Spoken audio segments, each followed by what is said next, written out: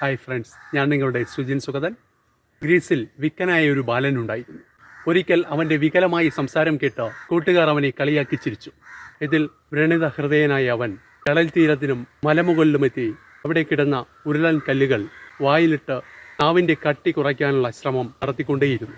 വീട്ടിൽ ഏകാന്തനായിരുന്ന അവൻ ഉറക്കെ സംസാരിക്കാനുള്ള ശ്രമം അവിടെ വെച്ചും നടത്തിക്കൊണ്ടേയിരുന്നു.